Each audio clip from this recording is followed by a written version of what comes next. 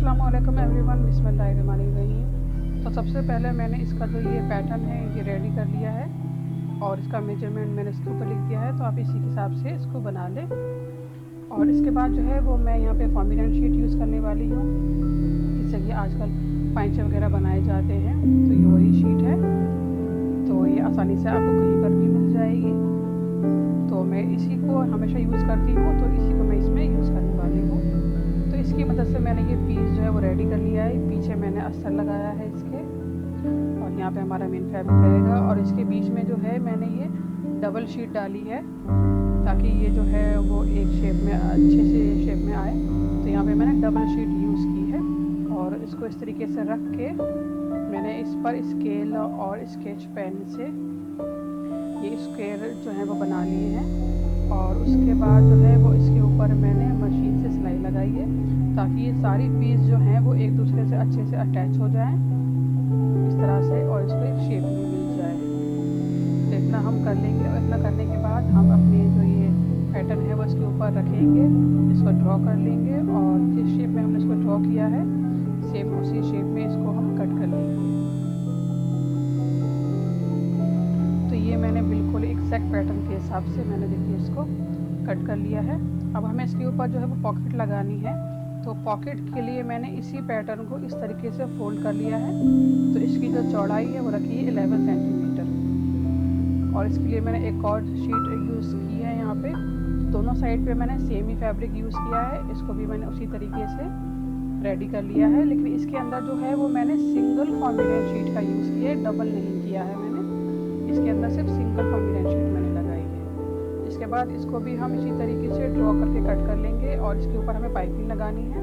तो पाइपिंग के लिए बस इसको हम इस तरीके से रखकर एक सिलाई लगा लेंगे, और एक सिलाई लगाने के बाद इसको हम इस तरीके से टर्न करेंगे, और फिर फोल्ड करके इस पर हम एक सिलाई लगा लेंगे इस तरह से। तो जिस तरफ हमने सिलाई लगाई है वो हमारा जो है वो फ्रंट साइड होगी। तो इस तरीके से इसको रेडी करने के बाद हम इसको इसके ऊपर रखेंगे, और यहाँ से लेके यहाँ तक एक सिलाई लगा देंगे। तो इस तरीके से जो है वो हम दोनों साइड जो है वो रेडी कर लेंगे, दोनों पे हम पॉकेट लगा लेंगे। इसके बाद जो है वो हम इंची टेप की मदद से इसका जो पूरा राउंड है वो देख लेंगे सेंटीमीटर में कि कितने सेंटीमीटर है ये। तो ये जो है वो 65 सेंटीमीटर आया है मेरा। तो अब मैंने जो है वो एक और पीस इसमें से रेडी किया है, सेम उसी तरीके से इसमें भी मैंने डबल फॉर्मिडेंट शीट लगाई है, और इसका साइज़ जो रखा है वो 65 सेंटीमीटर इंटू 35 सेंटीमीटर। इसकी चौड़ाई जो है वो है 35 सेंटीमीटर। तो मैंने एक पूरा पीस तैयार करके उसमें से इतना जो है जितना हमें चाहिए मैंने इसको उसमें कट कर लिया है। उसके बाद जो है मैंने यहाँ पे पाइपिंग लगाई है, सेम उसी तरीके से जैसे कि हमने पॉकेट्स में लगाई थी पाइपिंग, तो सेम उसी तरीके से मैंने इस पर पाइपिंग लगा ली है चौड़ाई में। अब जो है वो हमें यहाँ पे इसमें जो अंदर की पॉकेट्स हैं वो हमें लगानी है। तो उसके लिए जो है वो हम कुछ पीस कट करेंगे, जैसे कि मैंने यहाँ पे 4 पीस कट किए हैं। हमें 2 पॉकेट लगानी है, तो 4 पीस मैंने कट कर लिए हैं इस तरह से। तो ये जो है उल्टे साइड जो है वो हमारे बाहर की तरफ रहेगी, और चीनी जो साइड है वो अंदर की तरफ रहेगी। और इस तरीके से मैंने सिल लिया है। थोड़ा सा पोर्शन मैंने यहाँ पे ओपन छोड़ा है, ताकि हम इसको पलट के सीधा कर सकें। सीधा करने से पहले हम इसके जो कॉर्नर्स हैं वो थोड़े थोड़े कट कर लेंगे, और उसके बाद इसको हम सीधा कर लेंगे। और सीधा करते वक्त हम इसके कॉर्नर जो है किसी भी तरीके से किसी पेंसिल से या कोई कील हो आपके पास, इससे हम इसके कॉर्नर्स को अच्छे तरीके से बना लेंगे। सीधा करने के बाद ये जो एरिया हमारे ओपन है अभी, इसको हम सुई धागे से हाथ की मदद से इसको हम सिल लेंगे। अब यहाँ पे हमें पॉकेट लगानी है, तो पॉकेट के लिए मैंने सही मेजरमेंट का निशान लगा लिया है, और उस पॉकेट को रख के फिर मैंने इसको पिन अप कर लिया है। इसी तरीके से दूसरी साइड पे भी हम अपने पॉकेट को रखेंगे, जहाँ पे भी आप रखना चाहते हैं। तो वहाँ पे उसका आप मेजरमेंट ले लें, और फिर उसके बाद पॉकेट को रखें, उसके बाद पिन अप कर लें। अब ये पॉकेट जो है वो मैं हाथ की मदद से लगाने वाली हूँ, तो उसके लिए ली है मैंने ये तारकशी, क्योंकि जो हमारी तारकशी का धागा होता है वो अच्छा होता है, मजबूत होता है, और जो हमारा नॉर्मल धागा होता है वो उतना मजबूत नहीं होता है। तो इसमें जो है वो 6 धागे होते हैं, तो उसमें से 3 धागे यूज़ करूँगी मैं, उनको 2 हिस्सों में बांट लूँगी। तो इस तरीके से मैं इसको हाथ की मदद से लगाने वाली हूँ, क्योंकि अगर हम इसमें मशीन से सिलाई लगाएंगे तो वो जो है वो हमारे फ्रंट साइड पे फिर नज़र आएगी। तो इस तरीके से मैंने जो ये दोनों पॉकेट्स हैं वो हाथ की मदद से बस अटैच कर लिए, काफ़ी ईजी है। तो ये पॉकेट लग गई हैं। अब इसके बाद जो है वो हम इस पर हैंडल्स लगाएंगे। तो हैंडल्स के लिए मैंने ये कॉम्बिनेंट शीट कट कर ली है, इस पर मैंने इसका मेजरमेंट लिख दिया है। और इसके बाद हमने ये अपना मेन फैब्रिक लिया है, इसको जो है वो मैंने इस पट्टी से तकरीबन 4 गुना एक्स्ट्रा लिया है। तो इस तरह से हम साइड से थोड़ा सा छोड़ते हुए इसको बस इस तरीके से पलट के हम इसको फोल्ड कर लेंगे। इस तरह से हमें एक बस नॉर्मल सी पट्टी रेडी कर लेनी है। तो इसको हम इस तरीके से फोल्ड करेंगे अंदर की तरफ इसके कॉर्नर्स को, और यहाँ पे ये थोड़ा सा मोटा सा हो जाता है तो हम जो है इसके साइड्स को थोड़ा थोड़ा कैंची से कट कर देंगे इस तरह से।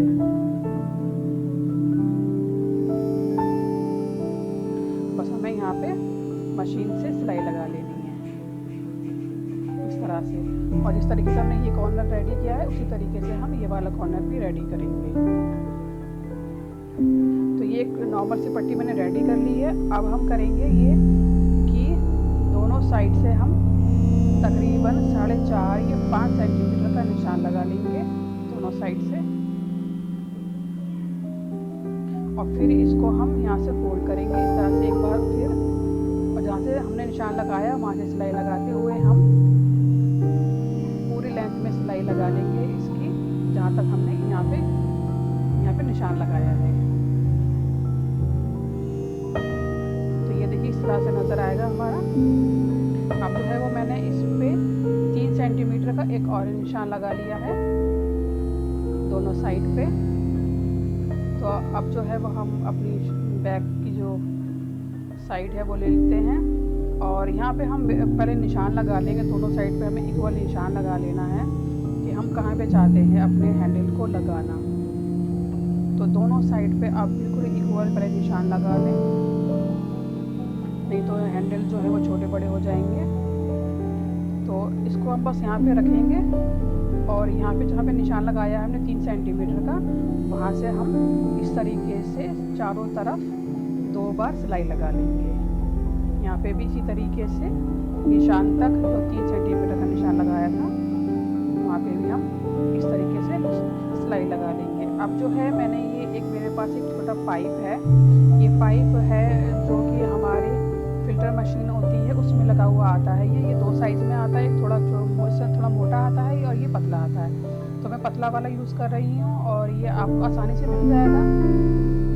और इसको बस हमें इसके अंदर इस तरीके से इंसर्ट करना है। ये ज़्यादा महंगा भी नहीं आता है, आई थिंक 5 रुपये मीटर के हिसाब से आया था ये, एग्जैक्टली मुझे याद नहीं है। तो बस ये सस्ता ही आता है, और इसको इंसर्ट करेंगे और जो एक्स्ट्रा है इसको हम कट कर देंगे इस तरह से।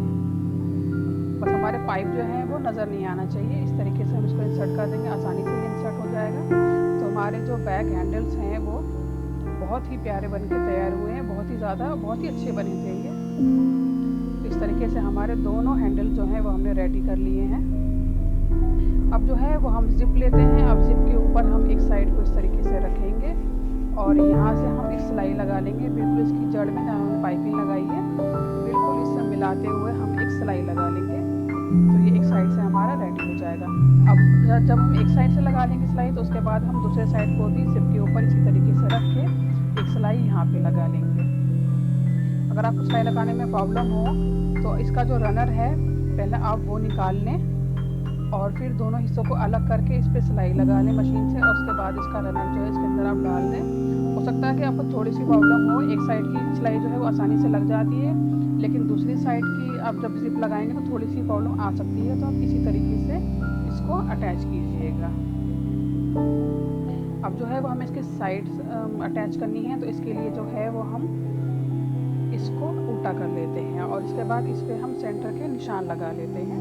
हम इस पे भी सेंटर के निशान लगाएंगे, और जो हमारी साइड है इस पर भी हम इस तरीके से सेंटर के निशान लगाएंगे। सेंटर के निशान लगाना बहुत ज़रूरी है। इसके बाद जो है वो हम पहले इसको सुई धागे से इसको अटैच करेंगे। सुई धागे से अटैच करना इसलिए ज़रूरी है क्योंकि मशीन जब हम चलाएंगे इस पर तो ऐसा ना हो कि कोई हिस्सा खिसक जाए और अच्छे से सेट ना हो। तो पहले सुई धागे से आप बड़े बड़े धागे इस पर लगा लें, इसको सेट कर लें। और सुई धागे से सिलने का ये भी फ़ायदा होता है कि अगर थोड़ा सा 19-20 होगा तो ये सेट हो जाएगा। तो अब इस पर जो है कच्चा करने के बाद आप मशीन से सिलाई लगा लें। और सिलाई जब आप लगाएं तो इस बैग को इस तरीके से रखिएगा और इसको मोड़ती जाइएगा और इस पर सिलाई लगाते जाइएगा। तो ये बिल्कुल आसानी से इस पर सिलाई लग जाएगी, आपको कोई प्रॉब्लम नहीं आएगी। उसके बाद जब हम दोनों साइड को अटैच कर लेंगे, उसके बाद जो हमारी सिलाई दिख रही है अब हमें इसको कवर करना है।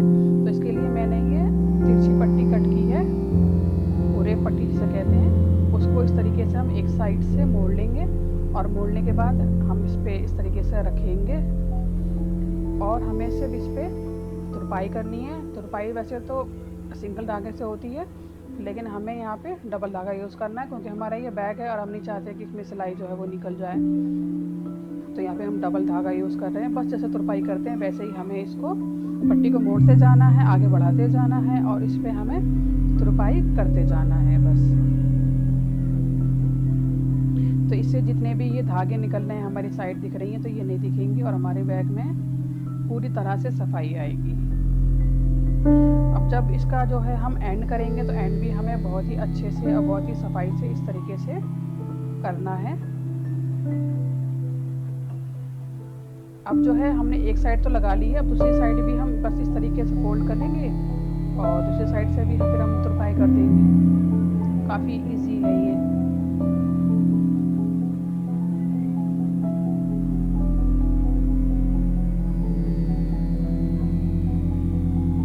तो देखिए ये जो साइड्स हैं वो इस तरीके से बिल्कुल ही फिनिशिंग में हमारी आ जाएंगी, कहीं पे कोई सिलाई वगैरह नहीं दिखाई देगी। ये दोनों हमारी पॉकेट्स भी रेडी हो गई हैं। तो आप इसको ज़रूर ट्राई कीजिएगा। Thank you for watching.